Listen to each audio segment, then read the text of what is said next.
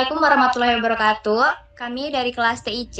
Di sini kami akan mempresentasikan analisis pengukuran kerja dengan metode work sampling pada UMKM Burjo Anak Rantau Puluh Dadi. Sebelumnya izinkan kami memperkenalkan diri. Saya Ardita Kurniasari dengan NIM akhir 264 dan rekan-rekan saya ada Naditya Azahra dengan NIM akhir 260, Najwa Alfiriza dengan NIM akhir 266, Prabowo dengan NIM akhir 273 dan Karina Kuratul Aini dengan NIM akhir 280. Selanjutnya, materinya akan dijelaskan oleh rekan saya. Baik, sebelum masuk ke inti presentasi, perkenankan kami menjelaskan susunan materi yang akan disampaikan hari ini.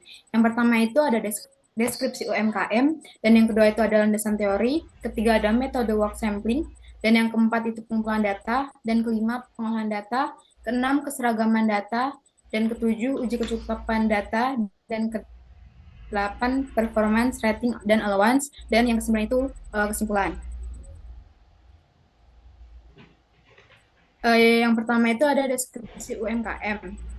Objek penelitian kami adalah UMKM Burjo Anak Rantau yang berlokasi di Pulhadi, Yogyakarta. UMKM ini bergerak di bidang kuliner, menyajikan berbagai makanan dan minuman seperti bubur, mie, nasi, dan minuman. Yang menjadi keunikan utama usaha ini adalah jam operasionalnya itu 24 jam. Menjadikannya tempat andalan mahasiswa perantau, pekerja malam, dan masyarakat sekitar. Operator yang kami amati dalam penelitian ini adalah Mas Anto, selaku staf dapur. Usaha ini dijalankan oleh 3 orang karyawan yang masing-masing memiliki tugas berbeda. Kami memilih UMKM ini karena volume aktivitas kerjanya yang konsisten sepanjang hari menjadikan objek yang sangat ideal untuk diukur dengan metode work sampling.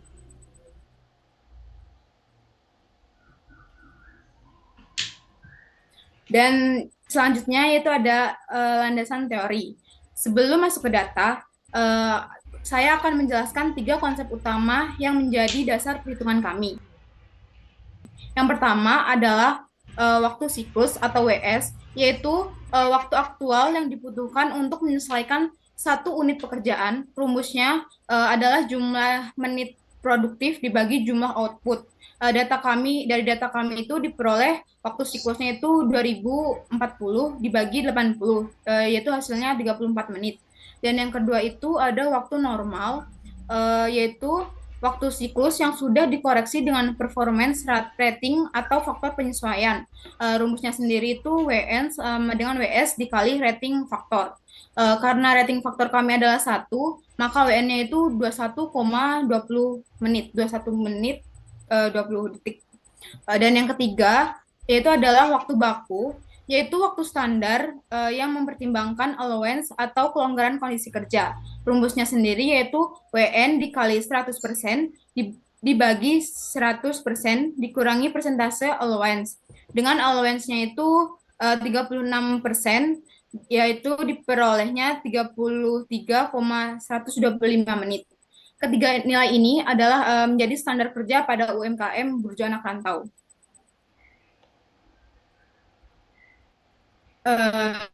Dan selanjutnya yaitu metode work sampling. Metode yang kami gunakan yaitu work sampling, teknik pengukuran kerja melalui pengamatan acak. Ada 5 tahapan yang kami lakukan. Yang pertama, kami membangkitkan bilangan random untuk menentukan waktu kunjungan secara acak sebanyak 20 kunjungan per hari selama 4 hari. Dan yang kedua, kami turun langsung ke lapangan untuk mencatat setiap kegiatan operator dan mengkategorikannya sebagai produktif dan non-produktif. Dan yang ketiga itu kami melakukan uji keseragaman data dengan menghitung batas kontrol atas dan batas kontrol bawah menggunakan tingkat keyakinan 99% atau K3. Yang keempat, kami melakukan uji kecukupan data untuk memastikan jumlah pengamatan sudah memadai. Dan yang kelima, yaitu barulah kami menghitung waktu siklus, waktu normal, dan waktu baku sebagai output akhir penelitian. Dan selanjutnya akan dilanjutkan oleh rekan saya. Adalah pengumpulan data. Pengumpulan data tersebut terdapat pengamatan data produktif dan data non-produktif. Yang diamati yaitu operator Mas Anta sebagai staf dapur. Pada hari pertama, pada tanggal 13 Mei 2026, dilakukan total pengamatan sebanyak 20 dengan kegiatan produktif 16 dan kegiatan non-produktif ada 4. Dengan persentase produktif yaitu 80%. Dan hari kedua yaitu tanggal 14 Mei 2026 terdapat total pengamatan 20 dengan kegiatan produktif 17 dan kegiatan non produktif 3 dengan persentase produktif 85%. Rekapitulasi aktivitas dapat dilihat pada tabel di bawah. Berikutnya, pada hari ketiga yaitu tanggal 15 Mei 2026 dilakukan 20 total pengamatan dengan kegiatan produktif 18, kegiatan non produktif 2 dan persentase produktif 90%. Pada hari keempat yaitu tanggal 16 Mei 2026 terdapat 20 total pengamatan dengan 17 kegiatan produktif dan 3 kegiatan non produktif. Persentase produktif yaitu 85%. Dan rekapitulasi aktivitas hari ketiga dan keempat dapat dilihat pada tabel di bawah. Berikutnya ada pengolahan data, persentase produktif, perhitungan Pi per hari dan P bar rata-rata, operator Mas Anto 13 sampai 16 Mei 2026. Rumus Pi sama dengan jumlah kegiatan produktif dibagi jumlah hasil pengamatan satu hari. Pada hari pertama, yaitu 13 Mei, terdapat 80% dengan Pi 16 dibagi 20, yaitu 0,80, dengan produktivitas 16 dan non-produktif 4. Pada hari kedua, 14 Mei, terdapat 85% dengan perhitungan 80 Pi sama dengan 17 dibagi 20, sama dengan 0,85, dengan produktif 17, non-produktif 3. Hari ketiga, 15 Mei, dengan jumlah 90%, dengan perhitungan Pi sama dengan 18 dibagi 20, sama dengan 0,90, dengan produktif 18 dan non-produktif 2. Pada hari keempat, 16 Mei, terdapat 85% dengan perhitungan Pi sama dengan 17 dibagi 20, sama dengan 0,85, dengan produktif 17 dan non-produktif 3. Rata-rata yaitu jumlah keseluruhan persen tersebut dibagi 4 yang menghasilkan 0,85 atau 85% produktif. Berikutnya akan dipresentasikan oleh teman saya. Baik, untuk yang slide ini kita melakukan uji keseragaman data. Jadi uji keseragaman data ini dilakukan untuk mencari batas-batas dari batas atas ke batas bawah sehingga kita dapat melihat apakah terdapat data yang menyimpang dari BKA atau BKB yang telah dicari.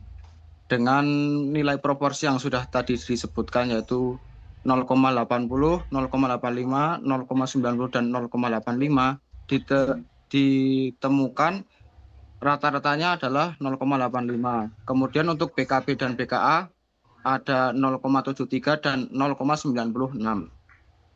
Next.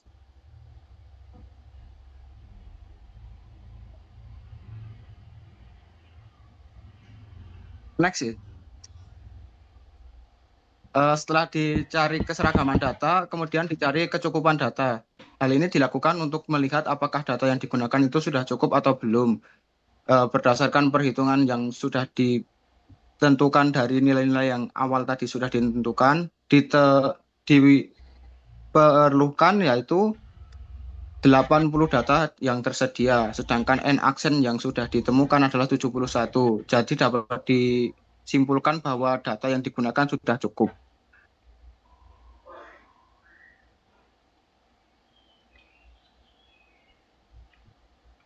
Untuk selanjutnya, saya akan jelaskan tentang performance rating dan allowance, penilaian kecepatan kerja dan faktor kelonggaran operator.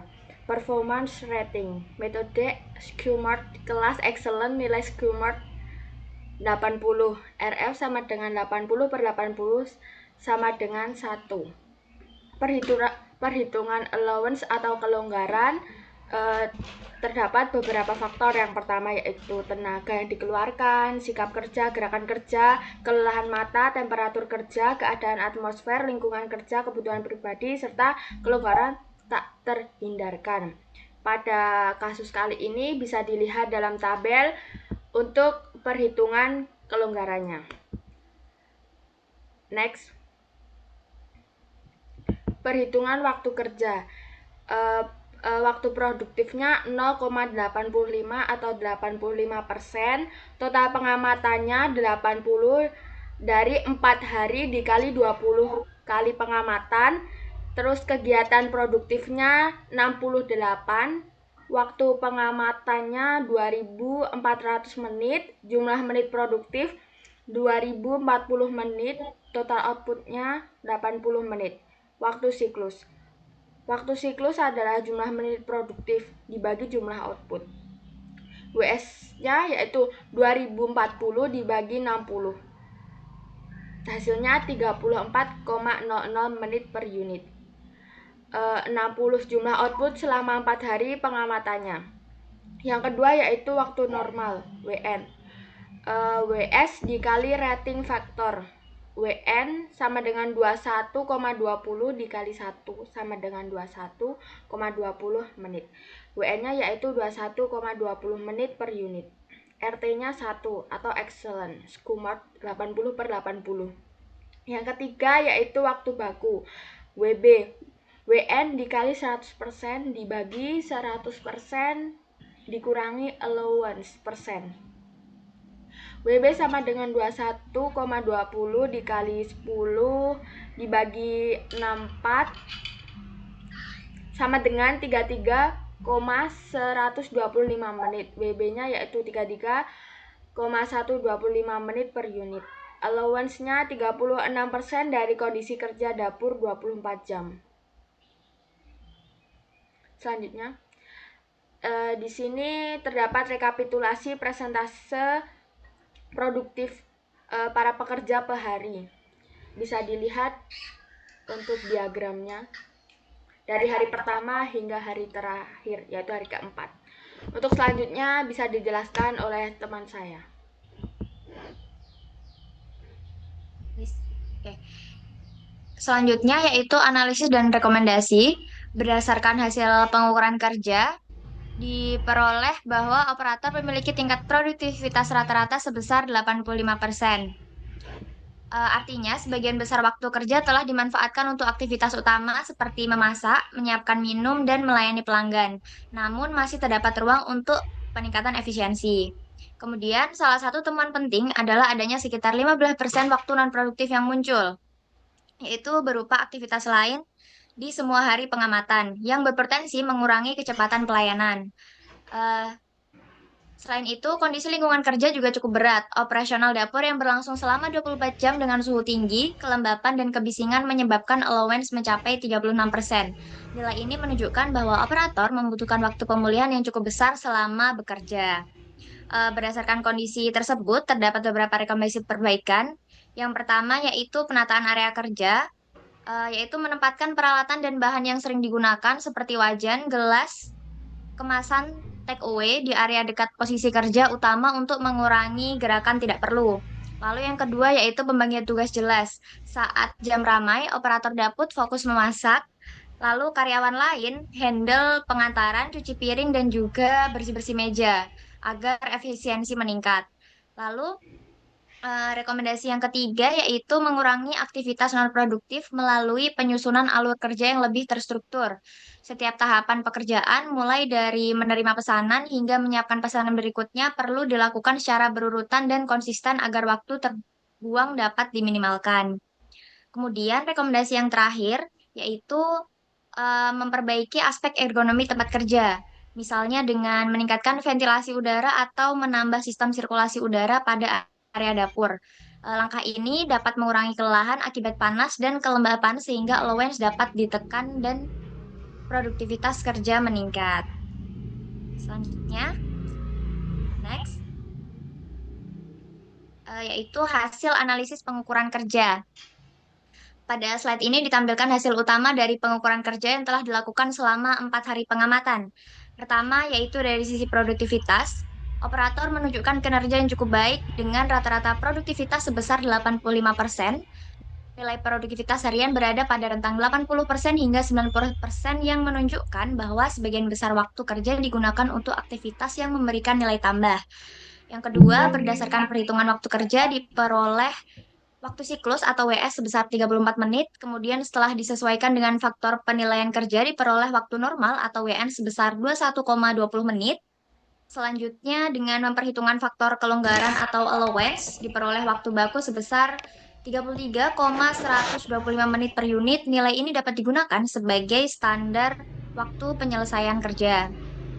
Ketiga, hasil uji statistik menunjukkan bahwa data yang digunakan valid dan mencukupi. Hal ini terlihat dari nilai BKB sebesar 0,73 dan BKA sebesar 0,96, sehingga seluruh data masih berada dalam batas kendali. Selain itu, hasil uji kecukupan data menunjukkan N sebesar 71 lebih kecil dari jumlah pengamatan aktual, yaitu 80, sehingga data telah memenuhi tingkat keyakinan 90%. 95%. Terakhir, masih terdapat peluang perbaikan, yaitu nilai allowance yang cukup besar, yaitu sekitar 36%, serta adanya aktivitas non-produktif sebesar 15%, menunjukkan bahwa masih terdapat potensi peningkatan efisiensi melalui perbaikan tata letak kerja, pengurangan aktivitas yang tidak bernilai tambah, dan pembagian tugas yang lebih efektif. Next. Untuk selanjutnya di sini adalah dokumentasi saat kita mengunjungi burjo anak rantau yang ada di Pulau Dadi. Selanjutnya. Nah, dan ini untuk selanjutnya dokumentasi operator kerja saat melakukan pekerjaannya. Selanjutnya. Cukup sekian dari kelompok kami. Kalau ada kurang dan lebihnya mohon maaf. Wassalamualaikum warahmatullahi wabarakatuh.